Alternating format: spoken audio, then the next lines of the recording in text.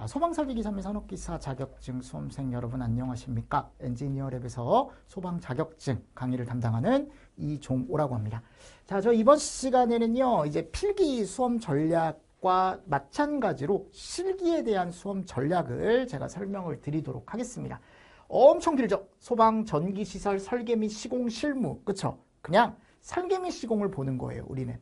그럼 전기시설에 대해 설계를 어떻게 할 거고 그 설계를 한 다음에 이후에 공사까지 어떻게 진행을 할지에 대한 내용이 이 안에 들어가 있거든요. 그럼 같이 한번 보도록 하겠습니다. 자, 과목 소개부터 해서요. 출제 경향, 학습 어떻게 할지 그리고 마지막에 제 강의 소개까지 마무리를 좀 할게요. 자, 과목 소개에 가보면 실기는요. 목표 점수가 당연히 몇 점 이상이어야 돼요? 당연한 거 아닙니까? 60점? 이건 평균이 아니잖아요. 60점 못 넘으면 그냥 떨어지는 거예요, 여러분들. 그러니까 무조건 60점을 목표로 가야겠죠. 그래서 이 60점 이상 맞으려고 저희가 실기 공부를 그렇게 열심히 하는 거 아닙니까? 그러니까 제가 항상 얘기하는 게 필기 때 고생을 하셨지만 필기 때 고생하신 것보다 최소한 0.5배 정도는 고생을 해주셔야 그 고생이라는 건 공부를 하셔야 된다는 거예요. 공부를 하셔야 한 번에 어떻게 보면 합격을 하실 수가 있고요. 제가 전기 실기를 쭉 관연도 분석을 해보니까 평균 합격률이 그래도 40% 이상은 나와요. 매년. 이게 제가 기계 쪽도 어차피 나중에 설명을 또 드릴 기회가 있겠지만 기계 같은 경우는 20%에서 30% 사이거든요. 근데 전기는 대부분 40에서 50% 사이란 말이에요. 그러니까 조금만 한 달 정도만 여러분들이 집중해서 공부를 해주시면 충분히 합격하실 수 있는 시험이다라는 걸 다시 한번 말씀을 드리고 싶고 추천 학습 순서. 그러니까 결국은 가장 많이 나오는 게 경보설비예요. 근데 요즘은 특이한 게 뭐냐면 골고루 나오더라고요. 계산 문제도 나오고 시퀀스라는 것도 나오고 소화활동 설비도 나오고 그래도 비중은 아직은 경보설비가 제일 높아요. 한 30% 정도 차지하고 있고 나머지가 20% 내외 정도로 이제 나눠서 출제가 된다라고 생각하시면 되는데 최근에 요 문제가 좀 많이 나와요. 계산 문제. 그럼 이 계산 문제는 어디서 우리가 배우는 내용이냐면 필기 쪽에 일반 전기 쪽 있죠. 그 과목에서 배우는 내용을 그대로 가지고 오실 수 있어야 돼요. 그래서 공식을 거기서 암기를 하신 걸 이제 내가 이제 서술으로 쓰실 수 있어야 되는 거죠. 계산 과정도 쓰실 수 있어야 되고 그거에 대한 정답도 쓰실 수 있어야 되고요. 그리고 시퀀스 회로. 이 시퀀스 회로 같은 경우도 약간 일반 전기에 대한 상식이 좀 있으셔야 풀 수 있는 문제가 대부분 출제가 되더라라는 겁니다. 자, 그리고 나서 이제 다음 과목 특징 한번 보겠습니다. 그러니까 전기시설의 설계 및 시공이라고 하면은 항상 기준을 여기서 가지고 오는 거야. 소방전기. 그죠? 그럼 자 보세요. 소방전기 일반 쪽에서는 뭐를 가지고 오냐면 그 공식을 가지고 오셔야 돼요. 왜냐하면 요즘 계산 문제가 많이 나온다 그랬잖아요. 그리고 시퀀스라는 부분이 있기 때문에 이게 이 과목 우리 소방전기 일반 쪽에서 꼭 가지고 올 수 있는 부분들을 가지고 오셔야 됩니다. 이게 1차 때만 국한해서 나오는 과목이 아니에요. 그래도 제일 중요한 과목은 제가 얘라 그랬죠. 전기구조. 왜냐하면 전기구조 때가 했던 게 대부분 80% 이상이 여기서 나오고 그 나머지가 요 전기 일반 쪽 한 20% 정도 나온다라고 생각을 하시고 가시면 되거든요.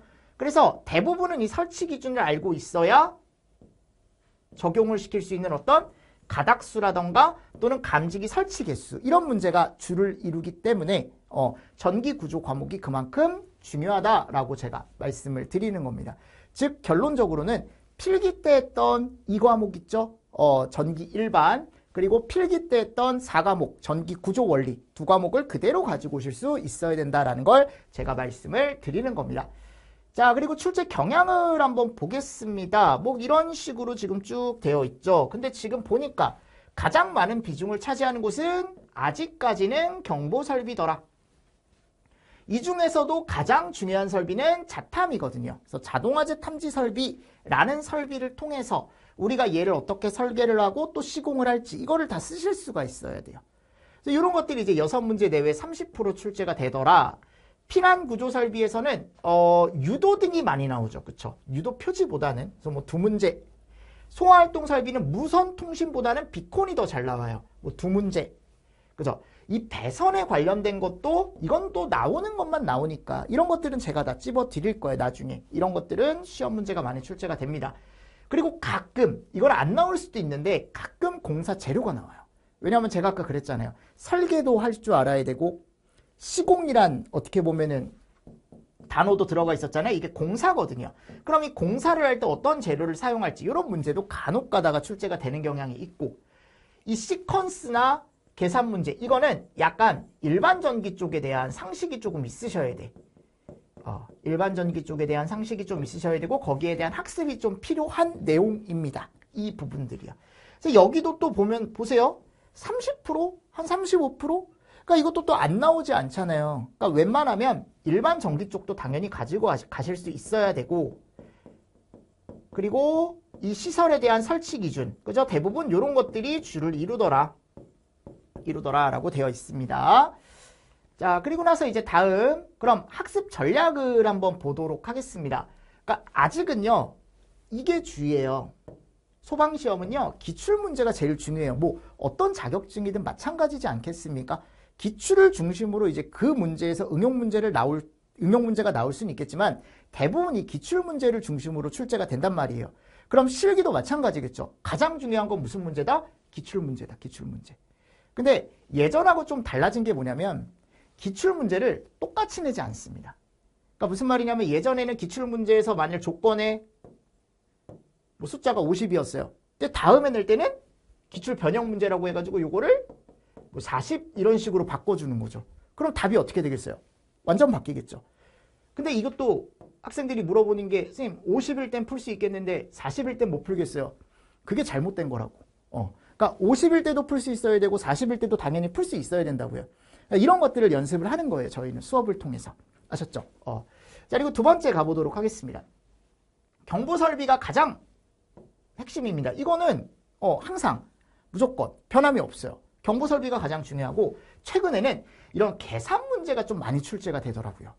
그래서 나중에 이런 것들에 대해서도 제가 또 한번 짚어드릴 거고 그리고 최근에 전기 쪽에 이게 많이 나왔어요. 이 서술형 문제가 뭡니까? 계산 문제가 아니고 그냥 쓰는 문제 있죠. 뭐 예를 들어 자동화재 탐지 설비 감지기 설치 기준에 대해 서술하시오. 그죠? 그럼 이거를 쓰는 거예요. 통으로. 근데 이걸 요즘은 또 통으로 쓰는 문제보다는 예를 들어 핵심 숫자 있죠. 또는 핵심 단어를 비워놔요. 그럼 그 가로치기를 해놓고 그 가로 안에 있는 숫자라던가 또는 단어를 여러분들이 어떻게 하시는 거예요? 거기다가 채우시는 거죠. 그런 문제가 요즘 많이 나오고 있습니다. 그래서 이 문제가 비중이 늘어나고 있어요. 그래서 적당량의 암기도 좀 필요합니다. 근데 이 암기량을 이때 좀 하고 오시면 내가 전기구조에서 많이 암기를 하셨으면 시간이 어떻게 될까요? 줄죠, 당연히. 왜냐하면 필기 때 내용을 그대로 가지고 오시는 거니까. 그래서 제가 항상 말씀드리는 게 필기 시험을 보시고 이 전기구조 책 있죠? 이거를 버리시는 분들이 있어요. 왜? 합격했으니까 뭐 다시 볼 일 없겠지. 막 태워버리시고 막 분리수거 하시고. 그러시면 안 된다고요. 그대로 어디로 가지고 오셔야 돼? 실기 쪽으로 그대로 가지고 오셔야 돼요. 그래서 요게 상당히 중요한 어떻게 보면 도서고 기본서가 될 거다. 2차 때도. 자, 그리고 네 번째 가보십시오. 이게 가닥수. 가닥수가 뭐냐면 내가 예를 들어 뭐 전기 기기를 돌리려면 플러스 선과 뭐가 있어야 돼요? 마이너스 선이 있어야 되잖아요. 맞잖아요. 그래서 플러스 선 한 가닥, 뭐 마이너스 선 한 가닥. 이런 것들을 세는 거예요. 용도별로 플러스 마이너스가 막 같이 들어가고 또 공통선 뭐 하나로 같이 쓰는 게 있고 막 전기 가닥수를 세는 게 있습니다. 그래서 이런 문제들이 나와요. 그래서 약간 또 뭐가 필요하냐면 실무적인 부분도 필요하더라. 그러면 실무적인 부분은 또 어떻게 채우냐면 사진을 제가 보여드리면서 이게 이제 단자됩니다. 그럼 여기서 전선이 이런 게 나가고 다음엔 뭐 전선이 이런 게 한 가닥 늘어나겠죠. 이런 식으로 제가 다 알려드리니까 걱정하지 마시고 그대로 여러분들이 이런 걸 배우는구나 라고만 생각하고 오시면 돼요. 다음 네 번째, 자 이제 제 강의 소개를 한번 해보도록 하겠습니다. 이게 실기다 보니까 필기보다는 당연히 학습이 좀 더 많아야 된다라고 말씀을 드렸죠. 근데 이제 실기 교재도 마찬가지예요. 확실한 이론 1회독 후 제가 뒤에다가 핵심 문제를 넣어놔요. 그럼 그 문제풀이를 저하고 같이 해주시면 됩니다. 근데 저하고 하는 거는 어차피 제가 이제 가이드만 드리는 거고 그거를 어떻게 해봐야 되냐면 혼자 많이 풀어보셔야 돼요. 그러니까 제 강의를 많이 들어보신 다음에 혼자 그러니까 제가 봤을 때 최소한 저는 한 3회독 정도는 하셔야 된다라고 말씀을 드립니다. 3회독 정도. 그래서 3회독이라는 게 그냥 읽어보라는 게 아니고 다 풀어보셔야 되는 거예요. 실기는 써야 돼요. 이거를 절대 눈으로만 보시면 안 돼요. 서술형 문제도 마찬가지예요. 절대 내가 눈으로만 보고 암기했네 라고 하지 마시고 꼭 써보셔야 돼요.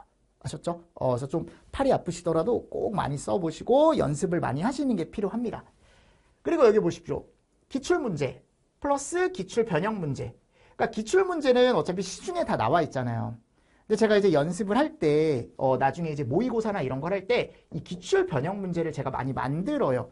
그럼 많이 만들면 혹시라도 시험 문제 이렇게 변형이 됐을 때 이렇게 푸시면 됩니다. 라는 어떻게 보면 문제 적응성도 키워드리는 거고 기출 문제는 당연히 해 가셔야 되는 거고 그래서 이런 것들을 많이 풀어봄으로 인해서 어떻게 보면 단기간에 합격하실 수 있게 제가 도와드리고 있습니다. 자, 필기 때와 마찬가지입니다. 귀에 쏙쏙 들어오는 암기법 그리고 중요한 내용 이거를 한 번만 넣어놓는 게 아니고 제가 문제마다 다 넣어놔요. 그러니까 계속적으로 읽을 수 있게 계속적으로 읽고 여러분들이 풀어볼 수 있게 제가 해놨으니까 강의를 들으셔도 불편함이 없으실 겁니다.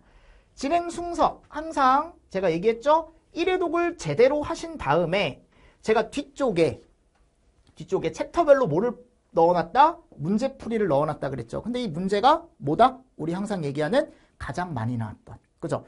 그러니까 어떻게 보면은 합격을 하시려면 이 전체 방대한 양을 하시는 것도 좋지만 컴팩트한 양으로 좀 더 빠르게 어떻게 보면 한 번에 합격하시려면 이런 문제풀이 방식이 더 좋다라고 생각을 해서 전체 다 문제는 어차피 나중에 기출문제 집에 따로 있을 거고 이론서에 들어있는 문제는 정말 많이 나왔던 문제들만 제가 컴팩트하게 집어넣어서 한 번에 또 합격을 하실 수 있게 제가 만들었습니다. 제 강의도 그렇게 진행이 될 거고요. 아셨죠? 자, 그러면 이제 어떻게 실기가 나오는지 궁금하시죠? 왜냐하면 필기는 어차피 사지선다잖아요. 그죠? 사지선다니까 솔직히 내가 잘 모르겠으면 내가 그날 컨디션에 따라 뭐 3번이면 3번, 4번이면 4번 운 좋으면 맞을 수 있고 근데 실기는 그게 안 되잖아요. 그러니까 확실하게 어떻게 해야 암기를 하고 있어야 문제를 또 푸실 수가 있거든요. 그러면 자, 이게 뭐냐면요. 감지기 설치 기준이에요. 근데 이 스포트형 그러니까 이거를 우리가 이제 보통 얘기할 때 차동식 또는 정원식 보상식 이게 다 열감지기거든요. 무슨 감지기라고요? 열감지기. 그래서 제가 나중에 이제 전기구조 같은 거 할 때 이렇게 말씀드려요. 열차 정보다. 열차 정보. 열감지기는 차 정보. 그래서 열차에 대한 정보, 열차 정보 이런 식으로 앞글자를 따드려요. 근데 그리고 나서 문제가 뭐냐? 이거를 외워야 되거든요. 이걸 모르잖아요? 근데 이거는 너무 많이 기출이 됐기 때문에 무조건 암기하셔야 돼요. 그럼 먼저 여기 표에 대해 제가 설명을 드릴게요. 자, 여기 감지기를 제가 이렇게 설치를 해요. 감지기를 천장에다 이렇게 설치를 하는 거죠. 그럼 이 감지기와 요 바닥 있죠? 요 부착 높이. 뭐 예를 들어 여기죠. 여기 부착 높이. 여기까지 높이가 있을 거 아니에요. 그 높이가 4m 미만이래요. 그럼 위에서 보는 거야. 4m 미만이면 그죠? 그리고 4m 이상 8m 미만이래요. 그럼 아래에서 봐야겠죠. 그럼 제일 먼저 판단해야 될 건 얘를 먼저 봐야겠네요. 그래서 문제에서 무조건 얘를 줘요. 무슨 높이요? 감지기 부착 높이. 감지기를 천장 몇 m에 부착을 했느냐를 준다고요. 그리고 문제에서 뭐를 주냐면 4m 미만일 때 여기가 무슨 구조다? 내화 구조다. 내화가 뭐예요? 불에 견디는 구조. 그러니까 요즘은 다 내화 구조 아닙니까? 콘크리트 건물. 그죠? 콘크리트 건물이라고 생각하시면 돼요. 불에 견디거든요.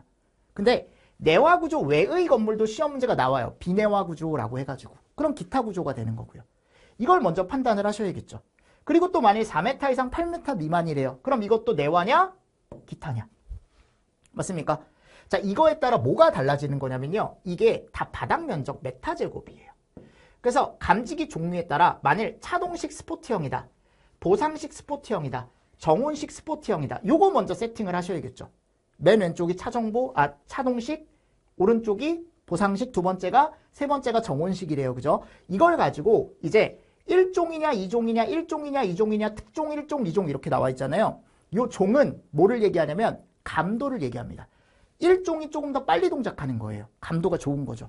2종은 조금 느리게 동작하는 감지기예요. 아셨죠? 그래서 예를 들어 차동식 스포티형부터 한번 보겠습니다. 자, 차동식 스포티형에 가보면 1종의 내화 구조가 보니까 몇 제곱마다 감지기를 하나씩 설치하라고 되어 있냐면 90제곱마다. 즉 예를 들어 바닥 면적이 180이에요. 그럼 이 안에 차동식 스포티형 1종 감지기를 내화 구조에 설치했을 때 몇 개를 설치해야 되냐라고 하면은 몇으로 나눠주면 되는 거예요? 그냥 90으로 나눠주면 되는 거예요. 그럼 몇 개? 2개. 이런 게 실기 문제예요. 무슨 말씀인지 아시겠습니까? 근데 이 표를 줍니까? 문제에서 절대 안 주죠. 이걸 주는 문제는 전 한 번도 본 적이 없습니다. 무조건 외워야 돼요. 아셨죠? 그래서 여기 차동식 스포티형은 위에가 97부터 시작하거든요. 97, 1종, 2종, 97. 자, 다음 내화 구조. 4m 미만에서 4m 이상 8m 미만으로 갈 때 점프합니다. 점프. 2분의 1. 점프가 2분의 1. 뭐라고요, 여러분들? 2분의 1. 요거는 암기해 두셔야 돼. 어떻게 된다고요? 2분의 1. 자, 여기 층고가 높아졌을 때 어떻게 된다고요? 2분의 1, 2분의 1로 점프합니다. 그리고 나서 여기 봐야겠죠. 자, 여기 기타 구조 같은 경우는 이거를 그래서 시험 문제가 나오면 저는 머리로 생각하지 말고 꼭 쓰라고 말씀을 드리거든요. 자, 순서대로 갑니다. 5, 4, 3, 2. 아셨죠? 쓰면서 하셔야 되고 5, 4, 3, 2. 근데 이것만 조심하시면 돼. 여기 .5니까. 무슨 말씀인지 아시겠죠? 자, 그리고 오른쪽으로 그대로 와요. 보상식 보세요. 보상식은 어때요? 왼쪽하고 똑같잖아요. 그죠? 그대로 오는 거야. 그대로. 97부터 시작한다 그랬죠? 점프, 점프 2분의 1 하고 5, 4, 3, 2. 됐습니까? 마지막에 .5만 조심하시라고요. 됐죠? 자, 그리고 오른쪽으로 옵니다. 정원식입니다. 자, 특종. 딱 봐도 오른쪽에 2종하고 어때요? 똑같죠? 그대로 오면 되겠죠? 자, 그럼 여기는 여러분들이 따로 암기를 해주셔야 되는데 2종은 솔직히 얘기하면 잘 안 나와요. 2종은 이게 감도가 너무 안 좋아서 잘 안 나오고 요건데 요건 따로 보세요. 그래서 요거는 내용을 조금 따로 보시면 좋습니다. 얘는. 아셨죠? 요건 따로 보시는 거예요. 자, 몇부터 시작해요? 60부터 시작하죠. 자, 항상 점프예요. 점프. 이거 봐봐요, 여러분들. 내화 구조에서 다음 내화 구조로 갈 땐 점프 곱하기 2분의 1. 똑같죠? 앞에서도 그랬잖아. 시작이 6이라는 것만 여러분들 잘 보시면 돼요. 60에 30이죠? 그대로 가고 또 점프 곱하기 2분의 1. 30 곱하기 15 해서 2분의 1. 그러니까 이 표를요. 계속 보셔야 돼요. 이게 필기 때도 진짜 잘 나오고 언제도 실기 때도 진짜 잘 나와요. 자, 방금 설명드렸던 감지기 설치 기준 꼭 보셔야 되고요. 얘도 시험 문제가 잘 나오거든요. 이 경계구역 산정 기준. 그러니까 이 경계구역이라는 게 이렇게 생각하시면 돼요. 자동화재 탐지 설비가 담당하는 구역.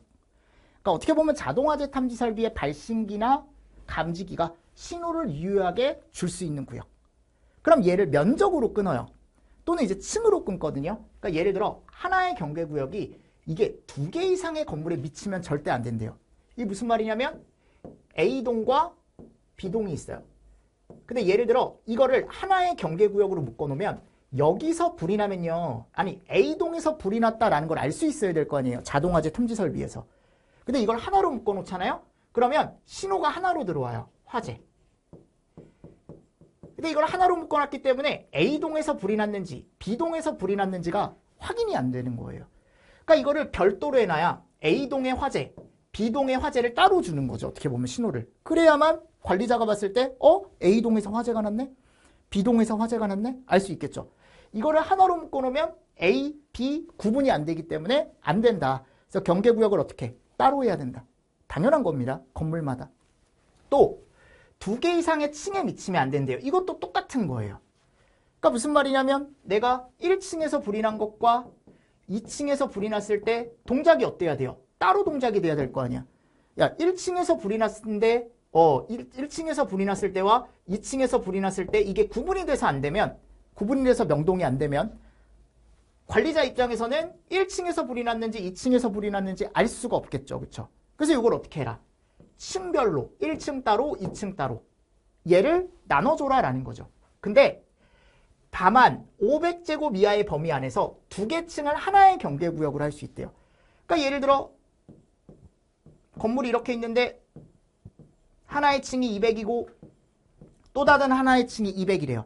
그럼 2개 층 합쳐서 바닥 면적이 몇 밖에 안 돼요? 400밖에 안 되죠. 그죠? 그러면은 500제곱 이하기 때문에 그냥 여기 2개를 면적이 넓지 않으니까 하나의 경계구역으로 볼 수 있다.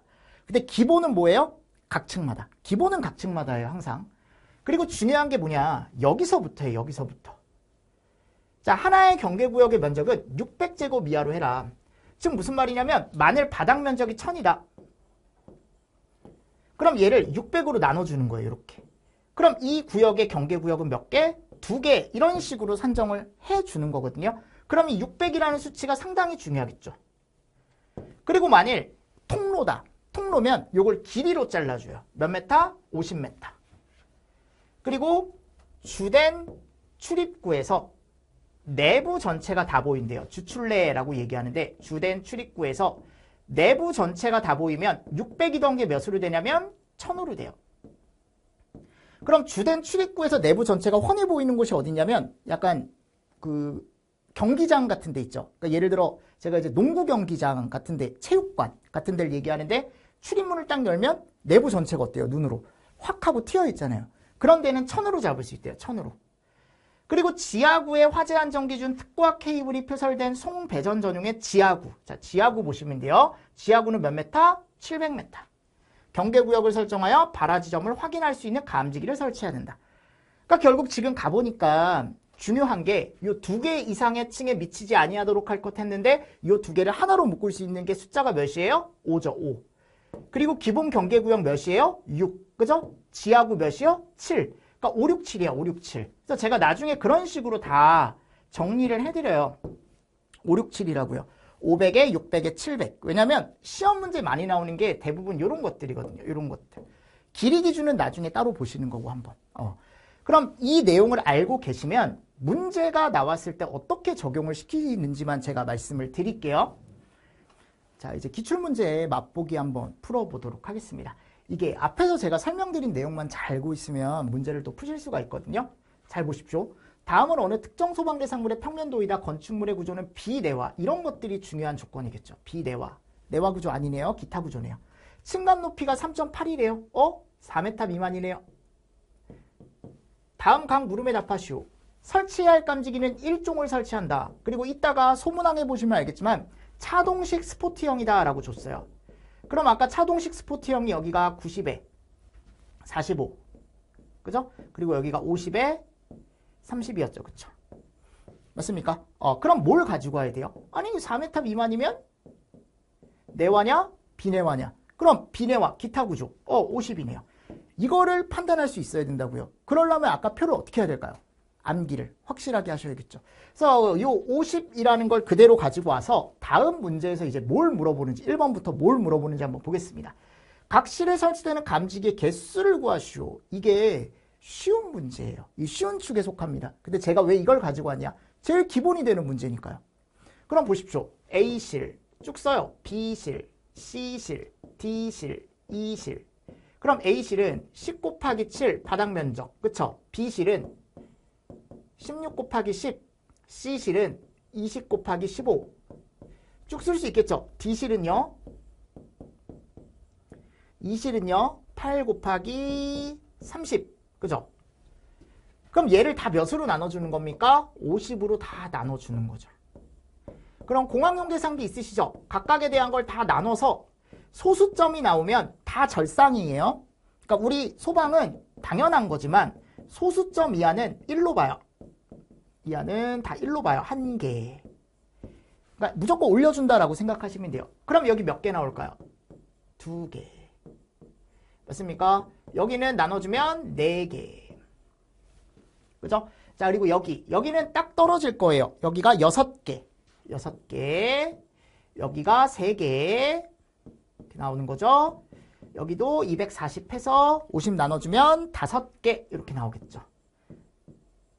끝입니다. 네. 이게 여러분들 대략적으로 우리가 봤을 때 7.8점 정도 나오는 문제인데 이거를 맞춰주면 이게 대부분 이제 부분 점수가 있거든요. 그래서 부분 점수 맞아주실 때 보통 이게 더 많다. 이게 더 많을 거예요. 부분 점수가 뭐 4점, 3점 이런 식으로 주거든요. 그럼 요거 4점 가져가실 수 있는 거죠. 또는 5점, 2점 줄 수도 있고요. 자, 그리고 두 번째 한번 가보도록 하겠습니다. 경계구역 수를 구하시오. 자, 경계구역을 구하려면 지금 나와 있는 건 면적이 나와 있기 때문에 바닥 면적을 먼저 구하셔야 되는데 바닥 면적이 지금 10 더하기 20 더하기 10. 그쵸? 그러면 총 더하면 40. 곱하기. 자, 여기 세로 23이네요. 맞나요? 자, 얘를 몇으로 나눠줘요? 경계구역은 600으로 나눠주라고요. 그럼 여기가 몇 개? 소수점은 무조건 올리라 그랬죠? 2개. 이런 식으로 문제를 풀어주시는 겁니다. 그럼 아까 앞에 있던 내용을 문제에서 주지 않잖아요. 경계구역 수에 대한 면적이라던가 또는 감지기 면적. 그러니까 무조건 암기를 하고 오셔야 되더라라는 겁니다. 그래서 이런 문제가 있습니다. 그래서 이렇게 해서 제가 대표 예제 한 문제를 풀어봤고요. 여러분들 제가 항상 말씀드리는 게 뭐냐. 필기보다는 실기가 어려운 게 맞습니다. 근데 실기 하실 때도 주의하실 게 뭐냐면 제가 어차피 가이드를 앞에서 다 해드리잖아요. 그럼 그 가이드 하는 대로만 잘 따라오시면 충분히 단기간 안에 합격하실 수가 있습니다. 아셨죠? 자, 지금까지 엔지니어 랩에서 소방 강의를 하는 이종호였고요. 여러분들 감사합니다.